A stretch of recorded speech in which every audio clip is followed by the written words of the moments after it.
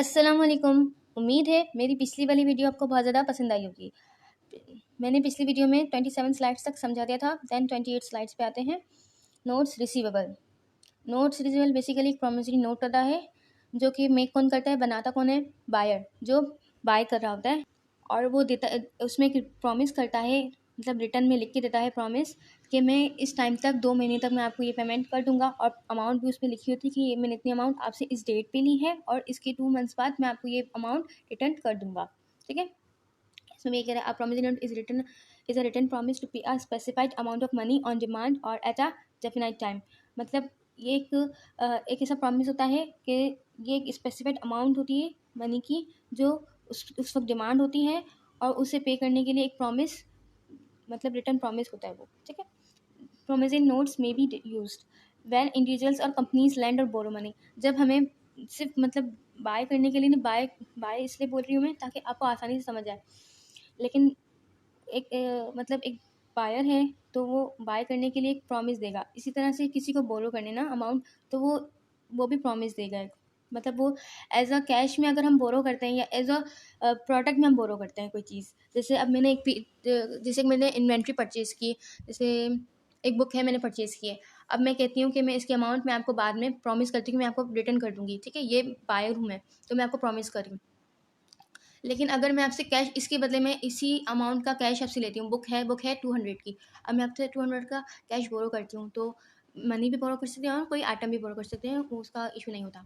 But ज़्यादातर जो use होता है वो इन्वेंट्री के लिए ही यूज़ होता है कि इन्वेंट्री परचेज कर रहे हैं। ठीक है, इसके बाद है when amount of transaction and credit period exceed normal limits. ये मनी का मतलब होता है कि मैंने मतलब आपसे कुछ ज़्यादा टाइम के लिए मतलब एक उधार आपसे लिया हुआ है, मतलब उसका कोई रिटर्न फॉर्म नहीं है मेरे पास, मैंने जस्ट वर्बली आपसे लिया हुआ है। देन अब मैं चाह रही हूँ कि आप मुझे दे नहीं रहे हो, आप मुझे बहुत ज़्यादा तंग कर रहे हो देने में। ठीक है, पैसे देने में बहुत ज़्यादा तंग कर रहे हो, तो अब मैं क्या करूँगी, मैं आपसे कहूँगी आप मुझे रिटर्न प्रॉमिस बना के दो। आप बायर हो, आपसे मैं कहूँगी कि आप मुझे रिटर्न प्रॉमिस बना के दो, मतलब नोट्स रिसीवेबल बना के दो कि आप मुझे इस वक्त तक पैसे वापस कर दो, क्योंकि मुझे अब आपकी ज़बान पर कोई भरोसा नहीं है। इसके बाद है इन सेटलमेंट ऑफ अकाउंट रिसीवेबल। मतलब जो अकाउंट रिसीवेबल है उसके सेटलमेंट पे हम नोट्स रिसीवेबल पे करते हैं। अब कोई वजूहत हो सकती हैं, अगर मैं चाह रही हूँ कि मतलब आप मुझे वर्बली नहीं दें, आप मुझे मतलब रिटर्न फॉर्म में मैं चाह रही हूँ कि आप मुझे इस टाइम मतलब एक डेट दे दें कि आप मुझे इस टाइम पे देंगे, आप मुझे प्रॉमिस करके दे दें। तो अकाउंट रिसीवेबल भी कभी कभी हमारा होता है, तो उसको ख़त्म करने के लिए हम नोट्स रिसीवेबल इशू करते हैं। वो वर्बली होता है, इसको रिटर्न में हम लोग कर लेते हैं कि मतलब एक रिटर्न प्रोसेस हो जाए। ठीक है, नेक्स्ट पे चलते हैं। अब देखें, टू द पेई the promissory note is a note receivable. जो पेई होगा ना वो सेलर होगा, यहाँ पे ये समझ लो, और जो मेकर होगा ना, जो परचेज करा होगा, जो बायर होगा वो मेकर होगा। मतलब बनाएगा कौन, जैसे मैं अब जैसे आपने परचेज किया है तो आप बनाओगे, आप मेकर होगे, और आप मुझे पे करने में सेलर हूँ, तो मुझे आप पे कर रहे हो, मैं सामान बेच रही हूँ, तो मैं पे ही होंगी, मतलब मुझे पे किया जाएगा। पे का मतलब मुझे पे किया जाएगा, मेकर मतलब जो बनाने वाला होगा या जो बायर होगा या जो मनी बोरो करेगा, मतलब उधार लेगा मुझसे। ठीक है, अब इस साइड पे देखो लिखा हुआ है 1000 अमाउंट यहाँ लिखेंगे। देन यहाँ पे लिखेंगे डेट। ठीक है, May 1, 2011। फिर यहाँ पे 2 मंथ्स, मतलब मैंने लिखा है कि अब मैंने May 1, 2011 को मैंने ये बनाया। ठीक है, मतलब आपने बनाया प्रोमिसरी नोट May 1, 2011 को। अब कह रहा है आफ्टर ड्यू, मतलब आफ्टर ड्यू मतलब 2 महीने बाद मुझे ये पे करना पड़ेगा, मतलब मई 1 से मई के एंड तक, फिर मई जून फिर जुलाई 1 को मुझे ये अमाउंट पे करनी पड़ेगी। फिर ये पेई का नाम है, मतलब जैसे मैं अगर पेई हूँ, मैं सेलर हूँ, तो मुझे पे करना है तो मेरा नाम आएगा इधर। ठीक है, इसके बाद है 1000 एंड जो अमाउंट है वो लिख दिए इनवर्ड्स में। फिर इसके बाद है इंटरेस्ट रेट। अब मैं इंटरेस्ट रेट कितना लेना चाह रही हूँ, तो वो भी यहाँ पे मैं लिखूँगी कि मैं कितना लेना चाह रही हूँ। दोनों के वो तो मतलब दोनों की बात से होगा कि मतलब दोनों कितने में एग्री करते हैं कि कितना परसेंट होना चाहिए इंटरेस्ट रेट।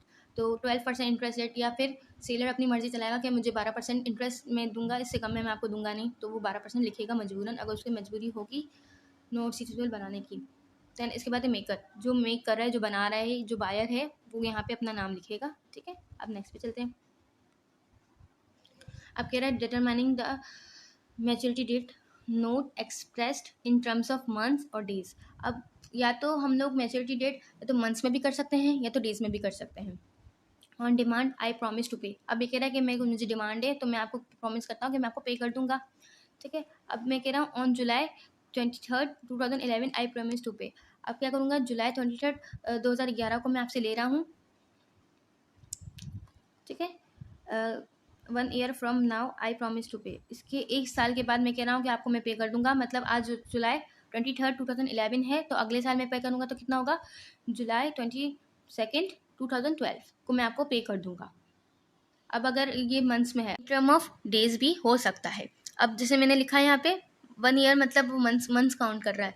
अगर डेज का काउंट करूँगी तो 1 ईयर में 360 डेज हम लगा लेते हैं, क्योंकि हॉलीडेज वगैरह आते हैं, बैंक हॉलीडे ये, तो 5 छुट्टियाँ हम ऐसे ही लेस कर देते हैं। तो जो बिजनेस टर्म्स होती है उसमें 360 डेज ही यूज़ होता है तकरीबन, और कभी कभी 365 डेज वो लिखा हुआ होता है, वहाँ पे क्वेश्चन में लिखा होगा। तो इसमें अपने घबराना नहीं है, सबसे पहले तो अपने घबराना नहीं है। ठीक है, then determining the maturity date. अब हम कैसे निकाल सकते हैं जब मैच्योरिटी डेट होगी, तो सबसे पहले फेस वैल्यू ऑफ नोट। जो नोट पे फेस वैल्यू लिखी हुई थी वहाँ पे 1000 लिखी हुई थी ना, कि मुझे 1000 पे करने हैं। Then annual interest rate, annual interest rate जो होता है ना वो हमेशा एनुअल ही होता है। मतलब अगर मैं कहती हूँ ना कि मुझे 2 महीने बाद भी पे करना है, तब भी इंटरेस्ट एनुअली लगता है। इंटरेस्ट रेट जो होता है एनुअली पे होता है, एनुअली बेसिस पे। अब जैसे 12% है, तो 12% 1 मंथ का या 2 मंथ का नहीं होता, वो एनुअली हम लगाते हैं। अगर 15% की बात की जाए तब भी वो एनुअली है। अगर 2% की बात की जाए तब भी वो एनुअली ही लगता है। इंटरेस्ट रेट हम निकालते हैं एनुअली पे, फिर अगर हम मंथ्स में डिवाइड करते हैं तो फिर हम मतलब मंथ्स निकालेंगे। जैसे अब 1000 है, उसमें मैंने 12% इंटरेस्ट लगाया तो कितना हो जाएगा 120। अगर वो 1 साल का नहीं था, अगर उसमें तो बताया ना कि 1 साल का है, अगर 1 साल का नहीं होता 3 मंथ्स का होता तो क्या करते, 120 को मल्टीप्लाई करते 3 से, देन डिवाइड करते उसे 12 से। मतलब 3 मंथ्स हैं तो 3 × 3 देन डिवाइडेड बाय 12 क्या है हमारे टोटल मंथ्स हैं, और मल्टीप्लाई बाय 3 जो हमारे टोटल मंथ्स जितने उस महीने में पे करने हैं। और मैंने आपको बताया ना इंटरेस्ट रेट किसका होता है, 12 मंथ्स का होता है, मतलब 1 साल का होता है। रिटर्न फॉर्म में अगर मैं लिख के दिखाऊंगी तो आपको बेहतर समझ आएगा, बट अभी जो यहाँ पे एग्जांपल्स दी हुए ना वो समझें। फेस वैल्यू मतलब $730 मैंने मुझसे उधार लिया, मतलब सेलर में हूँ, मुझसे उधार लिए गए। अब इस पर मैं इंटरेस्ट रेट कितना लगा रही हूँ, 18%। सही है, 730 का 80% कितना होता है, 131.4। देन इसके बाद मैं क्या करूँगी, मतलब 120 डेज़ के लिए, तो 120 डेज़ को मैं पहले मल्टीप्लाई करूँगी, 120 डेज़ देन डिवाइडेड बाय 360, तो कितना आ जाएगा मेरे पास 43.80 मुझे पे करना पड़ेगा इंटरेस्ट। देन इसके बाद 1000 का 15% निकालेंगे, तो आ रहा है हमारे पास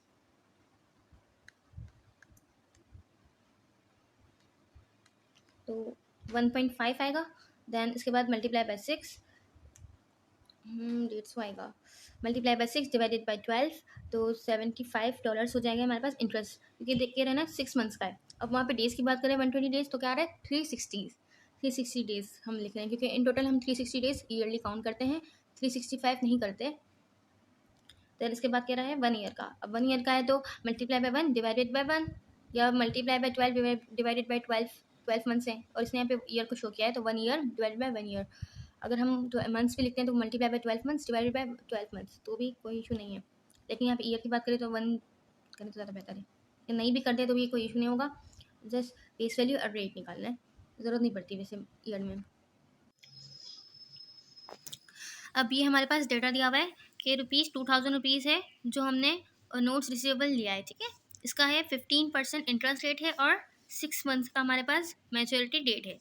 अब आफ्टर मैच्योरिटी डेट हमारा इंटरेस्ट कितना वसूल होगा हमारे पास, 2000 की maturity date, then annual interest कितना है हमारे पास 15%, तो 2000 का 15% कितना आ रहा है हमारे पास ₹300। देन उसका 6 महीने में हमें रिटर्न करना है, तो 6 महीने मल्टीप्लाई बाय 6 डिवाइडेड बाय 12। मैंने क्या कहा था, इंटरेस्ट जो होता है वो पूरे साल का होता है, एनुअली बेसिस पे होता है इंटरेस्ट, मतलब ईयर पे होता है। मतलब अगर 2 महीने का है तो ये 6 महीने का, अगर कह रहा है कि 6 महीने में हम रिटर्न कर देंगे, तो इंटरेस्ट जो होता है वो 15% 6 महीने पे नहीं है, 12 महीने पे है, मतलब ईयर पे है।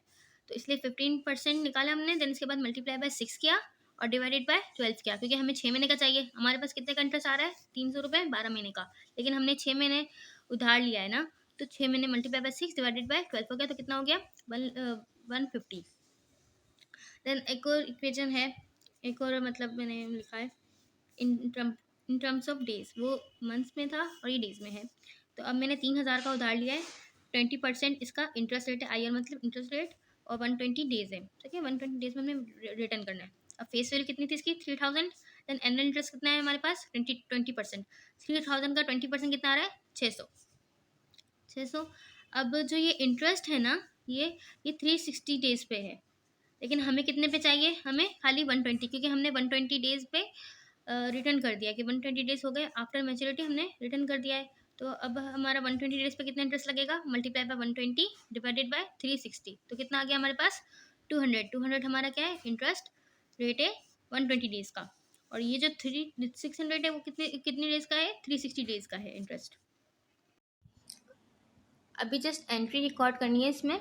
कह रहा है कि नोट्स रिसीवेबल कितना है हमारे मतलब इसने मेक किया है 1000 का, और जो इंटरेस्ट है वो हमारा 12% है 2 मंथ्स पे। अभी जब हम पे करेंगे ना, देन इंटरेस्ट रिकॉर्ड करेंगे। अभी हम मतलब जो बायर होगा, जब पे करेगा at the time of payment, then वो इंटरेस्ट रिकॉर्ड करेगा। अभी तो जस्ट नोट्स रिसीवेबल की एंट्री बना रहा है कि जो अकाउंट रिसीवेबल था उसको हमने नोट्स रिसीवेबल में कन्वर्ट कर दिया है, डेट्स इट, इतना। अब चलते हैं नेक्स्ट पे, valuing notes receivable. Like accounts receivable, companies report short-term notes receivable at their cash net realizable value. मतलब यही कह रहा है कि मतलब जैसे हम लोग अकाउंट रिसीवेबल में क्या करते थे, उसे फैक्टर से क्या करते थे, ख़त्म करते थे और उसके बदले कैश ले लेते थे, है ना। तो यहाँ पे भी यही कर सकते हैं हम। Estimation of cash realisable value and bad debt expense are done similarly to account receivable. जो एस्टिमेशन, जो कैश रियलाइजेबल वैल्यू था, जो अलाउंस फॉर डाउटफुल अकाउंट्स जो था, जैसा हम लोग अकाउंट रिसीवेबल में सेम करते थे, वैसा ही सेम नोट्स रिसीवेबल में भी हम करेंगे। और जो हेड होगा ना, वो भी सेम ही रहेगा, allowance for doubtful accounts is used. मतलब वहाँ पे भी allowance for doubtful account use होता था, यहाँ पे भी कौन सा हेड यूज़ होगा, अलाउंस फॉर डाउटफुल अकाउंट्स, ठीक है। नेक्स्ट पे चलते हैं। फिर है डिस्पोजिंग ऑफ नोट्स रिसीवेबल।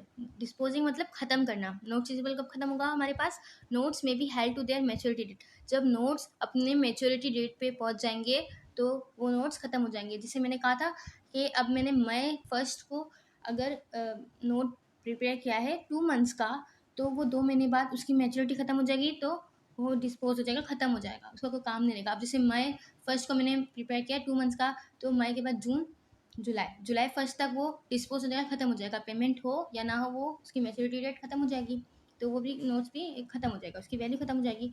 फिर maker may default and payee must make an adjustment to the account. अब मेकर को कोई प्रॉब्लम हो गई, वो पे नहीं कर पाया, तो ठीक है, पे क्या करेगा, must make an adjustment to the account. Adjustment कैसे करेगा, वो वापस नोट्स रिसीवेबल को अकाउंट रिसीवेबल में ले आएगा। जैसे account receivable debit, notes receivable credit, तो वो क्या करेगा, वापस अकाउंट रिसीवेबल का अकाउंट क्रिएट कर लेगा। Holder speeds up conversion to cash by selling the note receivable. अब उससे क्या है, होल्डर जो है, जो जिसके पास अभी वो नोट पड़ा हुआ है, नोट किसके पास पड़ा होगा, जो सेलर होगा, बायर क्या करेगा, बना के वो सेलर को दे देगा। अब जो नोट है वो सेलर के पास है ना, अब वो चाह रहा है, उसको जल्दी है पैसों की, कि वो मुझे पैसे जल्दी आ जाएं, या वो नहीं चाहता कि मतलब मैं ज़्यादा टाइम इस पर सर खपाऊँ अपना, तो वो क्या करेगा, वो फैक्टर को सेल आउट कर देगा कुछ परसेंट पे। अब जैसे 1000 का था वो नोट, तो उस पर 5% था, तो 50 रुपीज़ क्या हो जाएगा, उसका कट जाएंगे, उसको मतलब मिलेंगे 950 रुपये। और जो फैक्टर होगा उसको, उसके पास वो नोट होगा। फिर जो बायर होगा ना, तो जब वो फैक्टर बायर के पास जाएगा, उसे वो नोट दिखाएगा, तो वो 1000 रुपये किसको देगा, फैक्टर को देगा। तो जो फैक्टर का कितना रुपये का फ़ायदा हुआ, 50 रुपीज़ का, 1000 पे 50 रुपीज़, 5% इसका हो गया, तो उसका ये फ़ायदा हो गया। और जो सेलर था उसको कितने मिले, 950 रुपीज़ मिले, सेलर को मिले 950 रुपीज़, और फैक्टर को कितने मिले, 1000 रुपीज़। उसका प्रॉफिट कितना हुआ, 50 रुपीज़ का, क्योंकि जो वो टाइम वेट किया उसने, तो उसको 5% इंटरेस्ट मिल गया। देन आगे चलते हैं। और मैं एक बात ये बता दूं कि 1000 रुपीज़ का अमाउंट नहीं होते, बहुत बड़े बड़े अमाउंट होते हैं, लाखों में बात होती है। और फैक्टर को अच्छा खासा प्रॉफिट हो जाता है, लाखों में प्रॉफिट होता है, उसको हज़ारों में तो होता ही है कम से कम। अगर लाखों का नोट है तो हज़ारों का प्रॉफिट होता है। अगर इसका पार्ट 2 नेक्स्ट वीडियो में अपलोड करती हूँ। उम्मीद है आपको ये वाला पार्ट भी इसका पसंद आया होगा। देन सेकेंड पार्ट भी मैं अपलोड कर रही हूँ थोड़ी देर में। पसंद आया तो लाइक शेयर एंड सब्सक्राइब।